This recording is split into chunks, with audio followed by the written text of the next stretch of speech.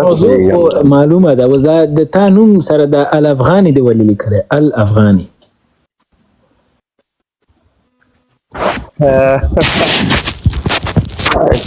یعنی شخصي پوښتنې سره دی نه لکه هسې دا نوم ته سره زما لږ سودا سو چې الافغاني دی ولې لیکلی؟ یعنی څه مې شي لیکلی وی ستا په یقین؟ شهاب الدین افغان. الافغاني څه معنا؟ دلته زما نوم چې دی شهاب الدین دی، لکه یو عربي نوم دی، نو په دې خاطر ما ورسره الافغاني هم لیکلی. نه خو لیکلی به دی شهاب یعنی دلته یعنی کوم مورد اعتراض نه جوړیږي که الافغاني وي او که افغاني وي، دواړه یو شی دی. خو افغاني چې دی تا تر اوسه پورې کوم عرب لیدلی چې ځان ته یې ګل زمان لیکلي؟ ګل زمان خو ګل زمان اصل کې عربي دا نه. نو تا ولې بیا په ځان باندې دا د الافغاني داسې لیکلی دي؟ یعنی که مثلا یو کار په حیث د یو مسلمان یعنی عربي نوم په ځان کې دی، یعنی دا کوم عیب دی؟ عربي نوم خو د عربانو خپل کلچر دی، د اسلام نه مخکې د دوه همدا نومونه، او د پیغمبر علیه السلام د پلار نوم عبدالله دی، د نیکه نوم یې عبدالمطلب دی. هغو د اسلام نه مخکې هم همدغه نومونه ول، داسې نه ده چې اسلام نه وروسته یې دوی نومونه بدل سوي دي. نو موږ خو عربان دي، موږ افغانان یو. موږ ته خوند کوي چې زه په ځان باندې نوم کېدم شهاب الدین افغان. افغان نوم کېده ولې الافغان؟ آیا په افغانستان آیا په افغانستان کې داسې شی نشته چې مثال هلته لکه مثال لکه اوس الفلاح پوهنتون یا داسې یعنی داسې یو شی نشته چې هلته صرف دغه الف او لام زیات شوی وي په نوم کې؟ زه زما په وطن کې په کومه ورځ باندې واک په لاس یو یا د اطلاعات کلتور فرهنګ وزیر یم، په افغانستان کې به زما لومړنی کار همدا وي چې څومره دغه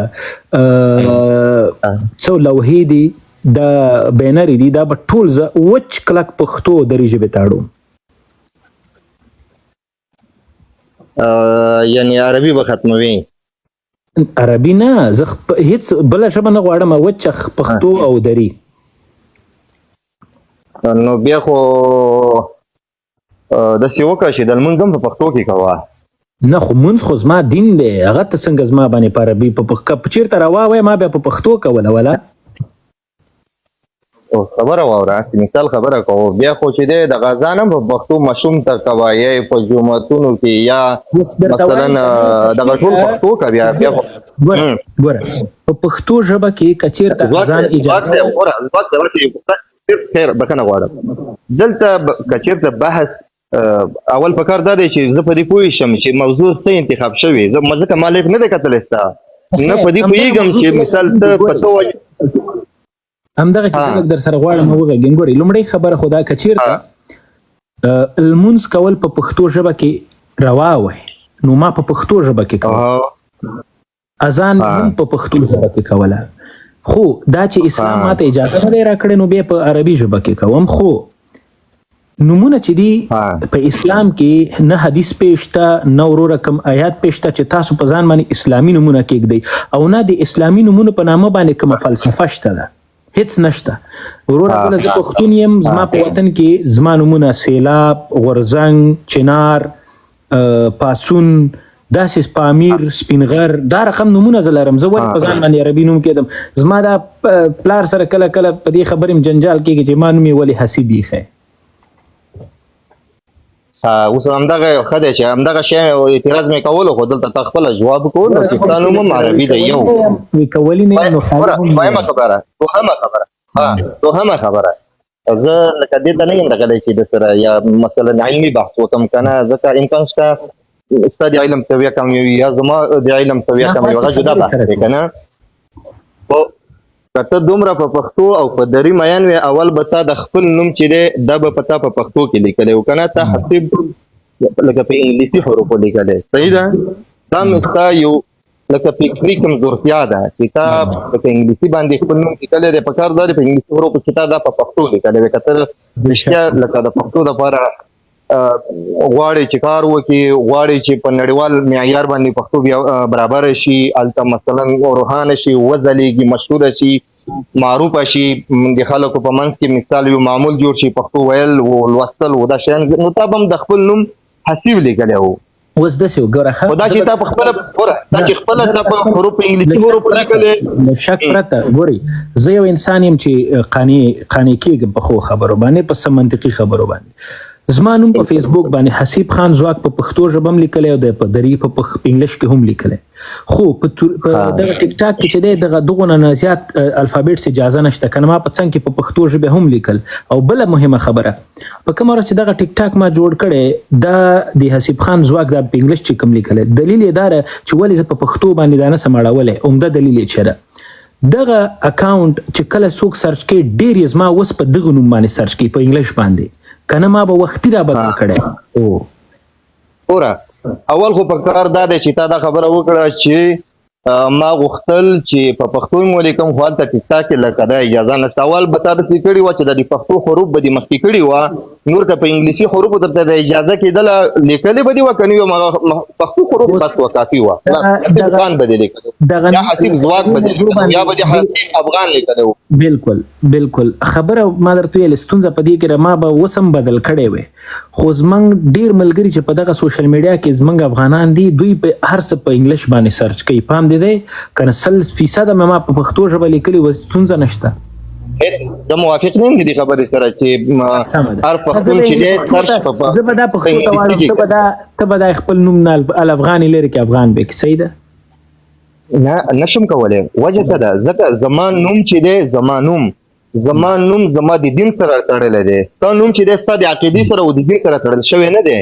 ولې زما نوم چې دی لکه مثال شهاب الدین الافغاني دی که چېرته دا افغاني ولیکل شي عام دی که الافغاني ولیکل شي یعنی دا خاص د افغانستان یعنی دا د افغانستان دی دغه الف لام دلالت په همدې کوي چې دا خاص د افغان دی اوس یو پوښتنه دغه زمونږ او ستاسو د اسلام نه مخکې د حضرت محمد صلی الله علیه وسلم پلار عبدالله دغه نوم ولې عبدالله و ځواک دی کله چې عرب داسې یو قام دی عرب دلته په نمونو کې لکه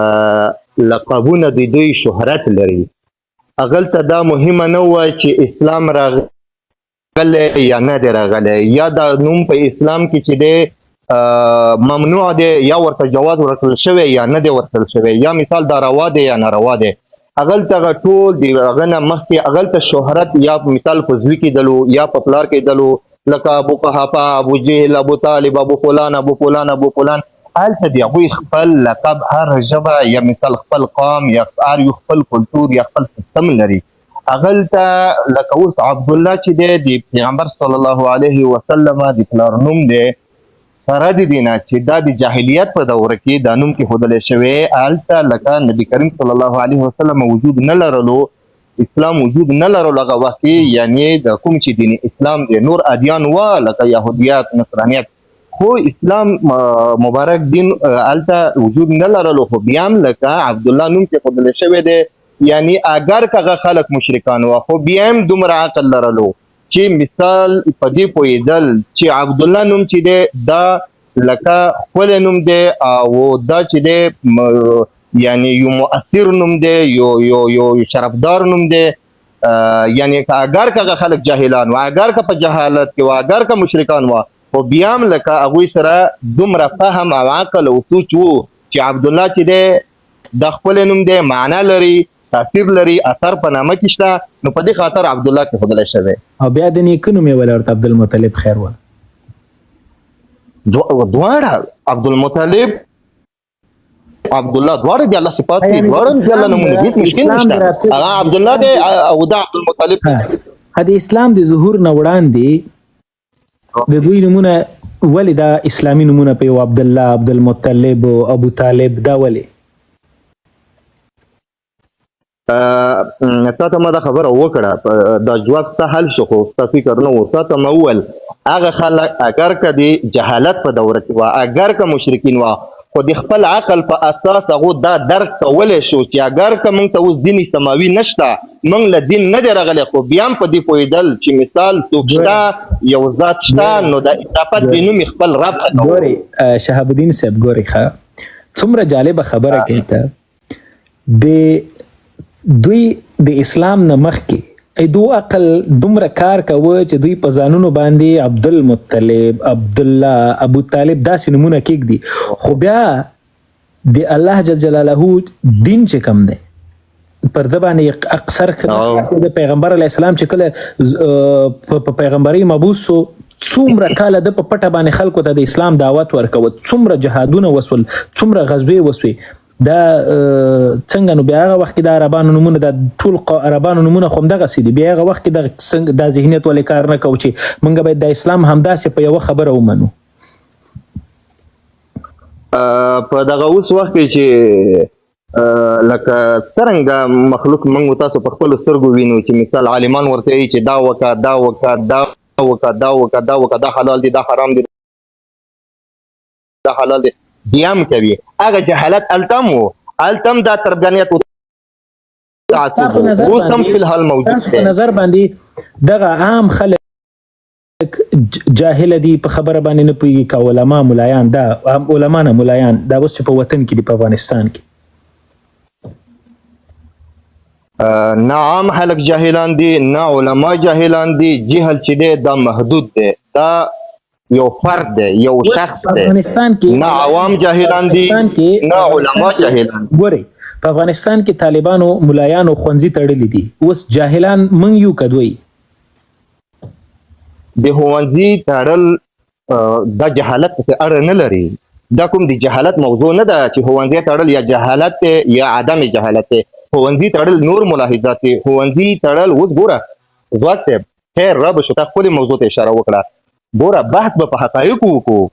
بحث به په حقیقتونو وکړو حقایق به وڅېړو د عوام او دغه ملت به په حقیقتونو پوه اوس موږ ښوونځي د یو ډال په څېر استعمالوو ته هم استعمالوي زه هم استعمالوم بل مخالف هم استعمالوي بل هم استعمالوي والا څه شی دی ښوونځي تړل شوي دی علم ختم شو هلکه دغه علم چې و دغه صرف اندېښه ده باندې یعنې موږ دې اهدافو له ځان رسولی دی ته په دنیا کې ماله داسې یو ملک راوښیه په ټوله دنیا کې په چلنج سره چې هغلته د ښځې په واسطه د ښځې د علم په واسطه هغه خلکو مثال ترقي کړې ده ما ته په چیلنج باندې یعنی په ټوله دنیا کې داسې یو ملک راوښیه چې هغلته لکه ښځې ته هو صبر چیلنج باندې غوږ ونیسه انګلینډ مرکل پیژنې څوک ده نه پېژنم ښه نو ته بیا ما ولې ما ته وایې چې په چیلنج باندې ما ته راوښیه خو ته ما ته ووایه زه به درته اوس وښیم یو دقیقه ښه ډېره ښه خبره دې وکړله ګوګل موضوع پرېږده تا ویل ما ته راوښیه انګلینډ مرکل ګوګل ما ته دلته بحث مباشر دی ګوره دلته بحث د ما استاد کارم مباشر دی ګوګل له به نه رسېږو چې اوس ګوګل کې کوم سرچ کوي زه هم سرچ کوم نه دلته بحث مته مباشر خو سیده نه درته د غوږ ونیسه یاره انګلینډ مرکل د جرمني صدراعظم وه د ډنمارک صدراعظمه یوه ښځه د نیوزیلینډ صدراعظمه یوه ښځه څنګه حساب ده ها په نن عصر کې په ټوله دنیا کې د حقوق البشر د حقوق الانسانیت لوی او امپراتور چې دی هغه امریکا ده دې کې خو شک نشته که نه چې په ټوله دنیا یې کړې یعنې ټولې دنیا نه یې کړې راڅنګه کړې ده که حقوق البشر دی هم دا دی که محکمه جزایي ده هم همدا ده که نړیواله محکمه ده هم د دوی په لاس دی که نړیوال اقتصاد دی هم د دوی په لاس دی که سیاست دی هم د دوی په لاس دی که طبابت دی هم د دوی په لاس دی که زور دی هم د دوی په لاس دی دې کې خو شک نشته که نه ته ما ته د امریکا په تاریخ کې راوښیه چې ښځه چېرته دوی اهدافو ته رسولې یا یې رئیس جمهوریت ګرځولې یا یې مثلا دا اوس په انتخاباتو کې د ډانلډ ټرمپ سره د کمالا هریس په نامه باندې یوه ښځه انتخاباتو کې ولاړه وه د امریکا تقریبا فکر وکړه چې 40 سلنه ولس ورته رایه ورکړله همدا ډول له دې نه مخکې د همدغه د ډیموکریټس له ګوند نه بله مېرمنه څه نومېده دلته شاید نوم یې